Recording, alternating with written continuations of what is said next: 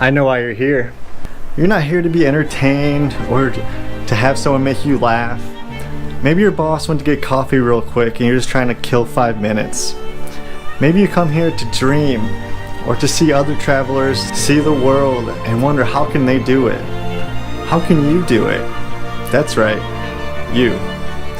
You're here to change your life. But you need some help. Hello everyone, Tim Dearman here with a very special video. And it's special because it's for you. That's right, you. Now I'm making this video in a response to tons of messages I got about how to start your first backpacking trip ever when you have no experience. So I've broken it down to 6 steps, 6 basic steps that you can follow, and I'm going to share my screen with you on the steps I go through for every single trip I've ever been on. Now I really want you to take these steps along with me in planning your first trip. So right now, if we could all open up a browser, but slide me over to half the screen, just like so. Let's jump right into it with step number 1. And the question I get most, how do I decide on which country to explore? There's over 240 countries in the world. How can I narrow it down to 1? Here's what we're gonna do. We're gonna open up our internet browsers and go to this little known website called Google. I know, big surprise there. Once we have Google open, we're trying to type in these keywords. Cheapest countries to backpack. And Google's nice because it's gonna give us a preview. We don't even have to click on links. And I'll tell you what we're going to do with this list. We're gonna start with number 1 being Nepal. And we're gonna open up another tab. We're gonna keep the other tab for reference, and we're gonna go to YouTube, and we're gonna type in these words for each country. Top 10 things to do in insert country. So Nepal. The reason I choose 10 and not more is because when you get to 25, the video starts stretching it and start telling you the best restaurants to go see, the best parks, and we're not really interested in those things. And so now we got all our videos, and we're gonna go down and watch each one of these and decide if this country catches our eyes.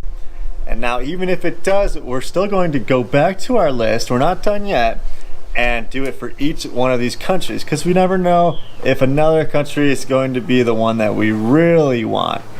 And so I'm going to focus on this video on Thailand because it seems to be the most feedback and the place that most of you guys are going to. So we've decided we're going to Thailand, or maybe a different country for you. Now, how long do we have to explore? And I'm going to make this decision for you. Minimum 3 weeks, even better 4 weeks. Now hold on, before you freak out on me saying, there's no way my job will let me off for that amount of time. You're crazy, Tim. Let me tell you, you're lying to yourself.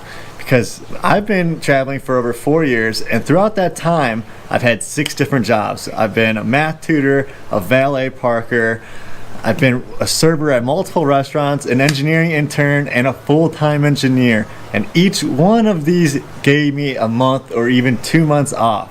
So just ask your boss.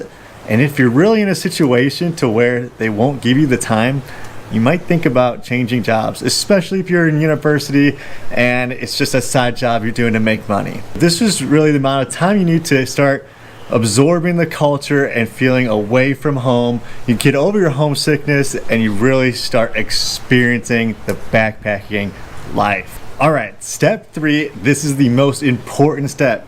This beats all the other ones, and this how-to guide is in chronological order, so don't freak out on me when I tell you that you have to do this one next. Buy your plane ticket. We don't even have an itinerary yet. What do you mean, buy a ticket? What dates are we going?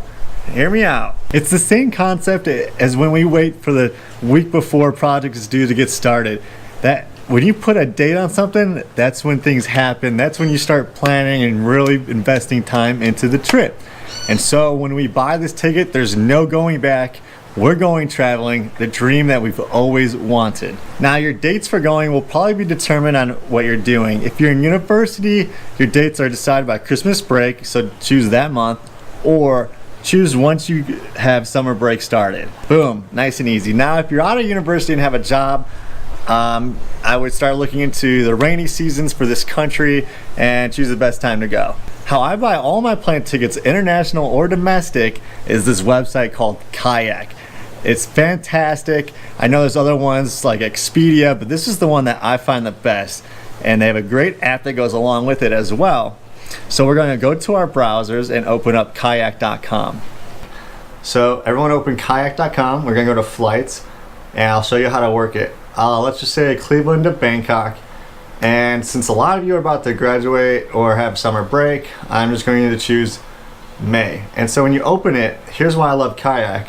The calendar, you can choose your days, but go to this departure and you do plus or minus 3 days. Now it's going to check that flexibility for the cheapest flight. Same with coming home. All right, now I know it's coming.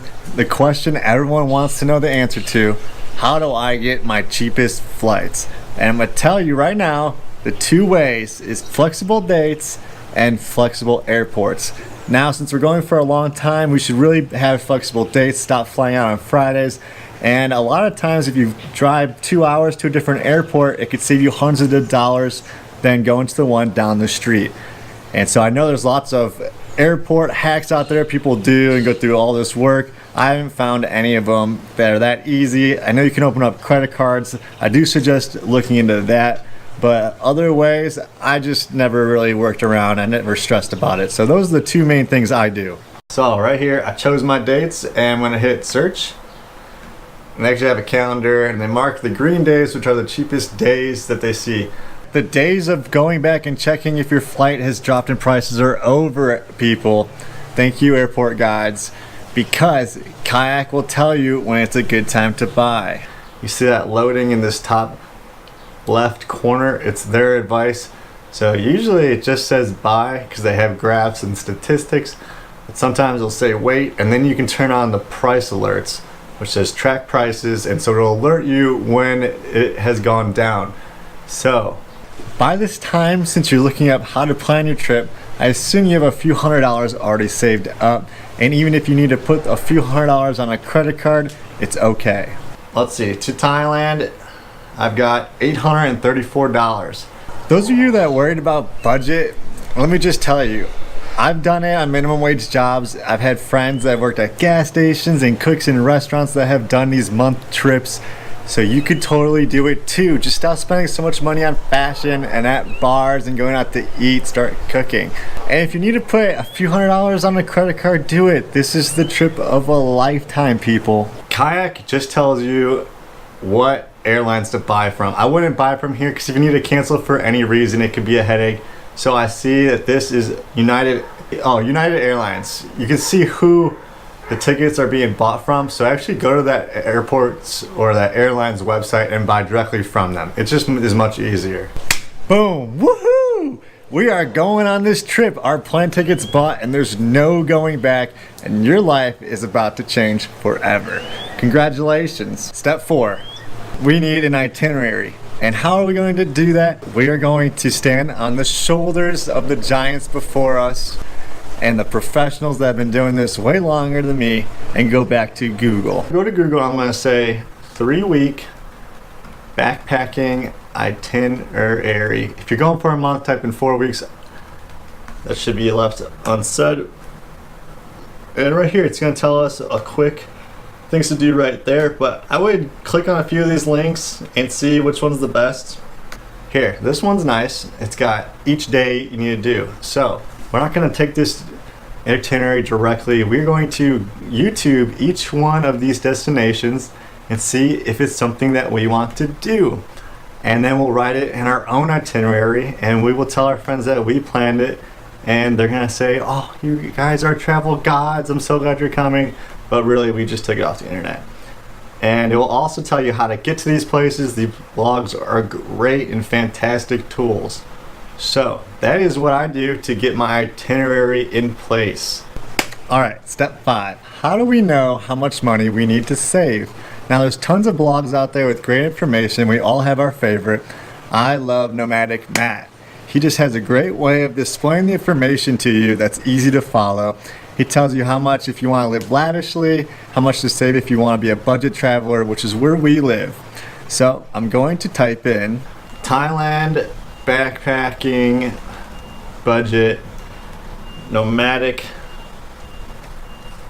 mat, and hopefully it comes up right here, nomadic mat. There's also an in-depth one, but I know this one tells you the price. So I would read this whole thing. It's your trip, so you should be obsessed with it right now. And he says right here, $30 to $35 a day. So we're gonna multiply that by the amount of days we're going. So 21 times 35 is around 800. If we're going for a month, it's going to be a little bit more. But we all have jobs, so we're going to go home and work and save a bunch of money. And even if we can't save it all, we're going to put the rest on a credit card because it's worth it. You're going to be on the other side of the world, people. Don't miss out on this opportunity because of $200. Come on. This brings us to our sixth and final step. How do I book my accommodations? Cheap ones that are gorgeous and amazing. I'm gonna tell you the key right now. It's Hostelworld. This is a fantastic website that shows all the cheap accommodations around the world. The information is displayed so nicely. They have the prices, they have tons of pictures, they have reviews on each hostel. It's just great. Booking.com is another one, but I just prefer Hostelworld. And they have a great app as well. Now, we're budget travelers, so we're going to be staying in dorms, but hear me out, people. It's about 4 to 10 beds in one room, and it's kind of a college layout, but it's so fun. It's completely safe, and you're going to meet so many amazing people from around the world, and it also forces you to leave your room as opposed to a hotel room that you spend a lot of time just hanging out there and explore the environment around you, because that's why we're traveling, and that's why we went across the world to be here. So we're on Hostelworld, and all we type in, our first place is gonna be Bangkok. Type in which dates we need. So I'm just gonna do some random dates for you. Check in, check out, however many guests that are going. Just do all your friends in one. It's gonna load, and it's gonna give me a fantastic list. And this is the funnest part for me. I just love booking hostels. It's so fun, because they're all different in their own way. I feel like hotels always offer the same amenities. So Slumber Party Bangkok, $10 a night, 10 euros, so $12. Has a bunch of pictures, you can read up on it. Now there's two kinds of hostels out there. There's the party hostels that are about drinking, having a great time, staying up all night. And there's the relaxed hostels, which are more about kind of reserved, you can get good night's sleep, and they're both fantastic, but it will tell you right in the description on Hostelworld which kind of place it is. Now I suggest trying out both kinds because the atmospheres are totally different and you're going to get a huge experience at either one of them. So Bed Station Hostel, $13 a night. Once again, hostel, $13. So try these hostels with these dorms. They're about $10 as opposed to a $100 hotel room. Trust me, it will change your life. And if you don't like it, I suggest using Airbnb. It's another alternative that can also be cheap. And if you're traveling with a few friends, it's nice because you can usually split up the whole cost. And that is how all of us backpackers travel for cheap. Is that 6 steps already? Wow. Now you're all on your way to change your life. I hope you all have a great first trip. Let me know in the comments any other questions that you have. And I want to hear about everyone's trip and where they're going and how it affected their life. To see the result of all these tips put in action, go check out my videos and subscribe to my channel, and I'll show you they work all over the world. Thanks for watching.